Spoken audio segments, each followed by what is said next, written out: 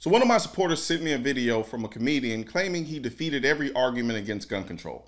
Anyone who thinks they can defeat every argument against gun control in a 15-minute video is full of it. The conversation about guns has been raging for decades with people much smarter than he and I. So the idea that he ended the conversation in 15 minutes is extremely arrogant. That said, I felt compelled to counter all 23 of his points. There's a lot to unpack here, so this will be a multiple part series. Here's part 1, arguments 1 through 5. Argument 1. A straw man fallacy occurs when someone takes another person's argument or point, distorts it or exaggerates it in some kind of extreme way, and then attacks the extreme distortion, as if that is really the claim the first person is making. There should be no gun control at all. Okay, if you think there should be absolutely no laws when it comes to the regulation of firearms, that means it shouldn't be child endangerment to give one to a toddler. Arm the toddlers, like the Bill of Rights intended. But let's say you are one of the crazies who thinks that a 2-year-old operating a firearm is perfectly fine. How about a recently paroled murderous sex offender who moves right next door to your daughter? Should that guy be allowed to own a gun? If you think that there should be exceptions for either of these or any other examples, then you admit that we should be able to reinterpret the Second Amendment for the time that we are currently living in. Now take a look at the comment he's referring to. Nowhere in the comment did it say there should be no gun control. It's not even implied. It says you want a coherent solution and you advocate for more restrictions on responsible, law-abiding gun owners. That's rich. The comment isn't saying there shouldn't be any gun laws. It's saying you're full of it. You say you want a coherent solution, but we already have over 300 gun laws on the federal level and arguably 20 on the state and local level. And still, your only solution is more restrictions on responsible, law-abiding gun owners. Not only is he making a straw man argument, he's trying to gaslight us in the process. We're not being extreme or unreasonable. We're tired of always having to concede more rights under the guise of compromise. After everything, after every shooting, anything, you want more and more gun laws that make it harder on the law-abiding gun owners. The Second Amendment literally says shall not be infringed, yet here we are with hundreds, if not thousands of laws doing just that. But we're the ones being unreasonable. Not to mention, at the time when they wrote the Second Amendment, the government had muskets, and so did the people. Today, the government has machine guns, yet it's illegal for me to own machine guns. And now they're trying to ban the AR-15. So if we're going to reinterpret the Second Amendment for the time that we're currently living in, why don't I have a machine gun? Why are they trying to ban the AR-15? When they reinterpreted the First Amendment for the time that we're currently living in, they expanded it to include the internet. You can't have the argument both ways. You can't in one breath say, you can't have the machine gun because when the Second Amendment was written, it was about muskets. But then say we need to reinterpret the Second Amendment for the time that we're currently living in, but we can't have the guns that are currently available in the time that we're currently living in. Argument 2. Number 2, the Constitution is absolute.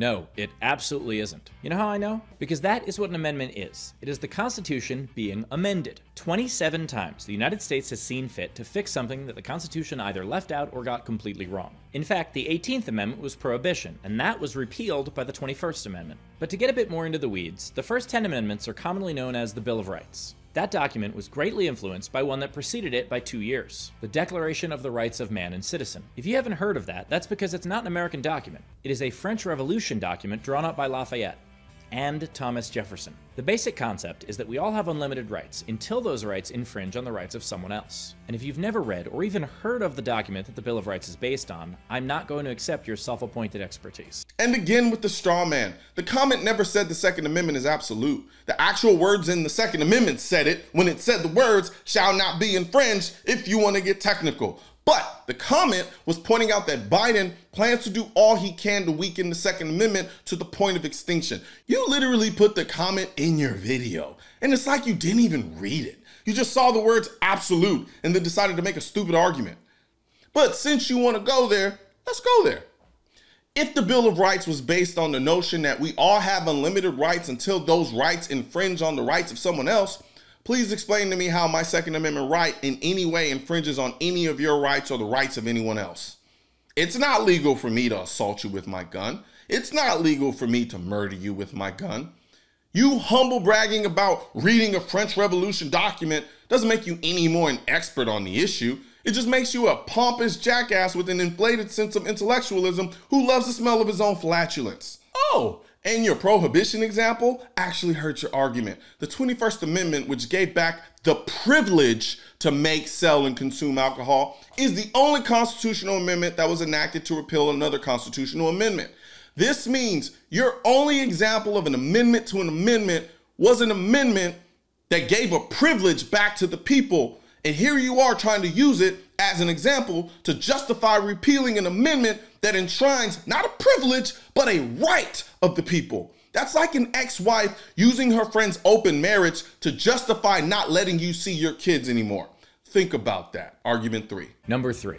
Why would we make it tougher for responsible people to own a gun? Because then it would also be harder for irresponsible people to own one. What a lot of anti-gun control people don't realize is the vast majority of the left doesn't actually want to get rid of guns. What we want is people who own them to be educated and responsible. Let's say you're in a situation with one of those good guys with a gun I always hear so much about, and I'll get to that fallacy later. You're just out shopping when suddenly a gun-wielding maniac grabs you. Thankfully, a good guy with a gun steps forward. Now, before that guy shoots, do you hope that he learned how to aim? So do I. Think of gun regulations like locking your door. Why bother to lock it when someone could still just smash your window? You lock your door because any deterrent, no matter how small, reduces the likelihood of a crime. Also, making it harder to own a gun actually rewards responsible gun owners by making it more of an exclusive club. And there you have it, straight from the horse's mouth. The goal of gun control is to make it so hard to own a gun that it becomes an exclusive club, i.e., not an unfringed right for all the people like the Second Amendment says, but only the special people. You want to know another time when being able to own a gun was for an exclusive club? When someone that looked like me couldn't own one because of gun control laws called the Black Code. He says the vast majority of the left doesn't want to get rid of guns, while literally admitting that gun laws are designed to make it harder on responsible law-abiding people to own guns because it'll make it harder on irresponsible people to own them. This is the textbook example of tell me you want to ban guns without saying you want to ban guns. This guy thinks we're stupid. Any and every gun law can be justified by saying it makes it harder for irresponsible people to own guns. Banning guns makes it harder for irresponsible people to own guns. It's clear as day that he does not view the Second Amendment as a right. The Second Amendment is a privilege to him that can be restricted into oblivion because of his feelings. If this was truly about gun owners being educated and responsible, you'd be making videos about teaching gun safety in schools. You'd advocate passing laws to make it easy for people to get training. You'd advocate spending millions on television ads promoting responsible gun ownership instead of ads vilifying gun owners and pushing gun control. But you're not, because your goal is to vilify gun owners with snarky, cringy attempts at humor. Argument 4. Number 4. You're already required to register guns. Except you're not. See, you're required to register some guns in some places, but 42 states, and we have 50 of those by the way, do not require mandatory registration. But if you did register your gun and you think that that's fine, well then you should support other people registering theirs as well. One more thing. We have no border checkpoints between states, so registration is pointless unless it is a federal, searchable registry. And we don't have that. I don't believe we should have to register our guns, so there isn't much for me to say here, except that everything he just said proves what I've been saying for years. You can't enforce a universal background check without having a national searchable database with all the guns, i.e., a national gun registration. Thank you, Steve. Argument 5. Number 5. Gun registration leads directly to confiscation. What a hilariously untrue statement. Let's start with Canada. In 1995, Canada passed the Firearms Act, mandating registration. Yet Canada still has the 8th most guns per capita of any country at 34.7%. The people who say that Canada confiscates guns are either wrong or lying. Even with a new strict proposed bill that has not yet passed, buyback is still voluntary. Finland has a gun registry, and they're at 32.4% guns per capita. Australia, the United Kingdom, Bangladesh, Costa Rica, Iceland. There are over 100 countries that require owners to register guns that haven't confiscated them. Have any regimes confiscated guns? Sure, but people also sandwiches. I'll explain. Gun registration can lead to confiscation, the same way that making a sandwich can lead to sticking your dick in a grilled cheese. It is possible, but to argue that it's inevitable shows a complete misunderstanding of statistics. In 1997, Australia confiscated 650,000 guns. That wasn't voluntary, it was mandatory. A gun buyback that forced law-abiding citizens to surrender their firearms in a nationwide roundup and meltdown of all semi-automatic firearms and pump-action rifles and shotguns. 640,000 ordinary conventional firearms confiscated and destroy. I mean, it was 40 years of collecting, and I can't say it any other way than that. I felt sick. I had to hand them in because if I didn't, I was going to jail. There's no ifs or buts about that. By taking that gun away from me, they've stolen something from me.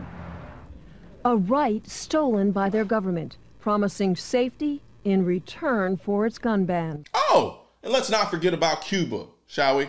This is a really good comment, and I wanna talk about a little bit of Cuban history related to this, okay? Because 62 years ago, Cuba was just as free as America was. We used to have the right to have weapons. We were just like America, okay? Fidel came along, and as soon as he took power, the first thing he did was to take account of every weapon that there was in the country and who it belonged to. Once he finished that task and he had a complete data of every single bullet and gun that there was in the country, he went ahead and impounded for the people, leaving an entire country without arms. Only the army has weapons in Cuba, and that's why the people don't do anything. And literally in 2019, New Zealand instituted a buyback that if you didn't comply with it, you'd go to jail for up to 5 years. What are you talking about, Steve? You're full of it. New Zealand will ban all military-style semi-automatic weapons. We will also ban all assault rifles. We will ban all high-capacity magazines. And here's more of that dramatic New Zealand plan, an amnesty for folks to hand in all military-style semi-automatic weapons and a ban on parts to convert guns into semi-automatics and all high-capacity magazines. But perhaps the most impactful part, Savannah, is how quickly this law will come into force by April 11th, 3 weeks from now. We talk a lot about empowerment in this country, except for when it comes to the Second Amendment. However, I can't think of anything more empowering than having the most effective tool to protect you and your family. So help me spread this message by liking and sharing this video with everyone you know. And don't forget to subscribe and leave a comment, because the Second Amendment, when it said militia, it wasn't talking about the government. It was talking about you. Also, if you want to know where to find the I'm the Militia shirt and merchandise, click the I'm the Militia link in the description section of this video.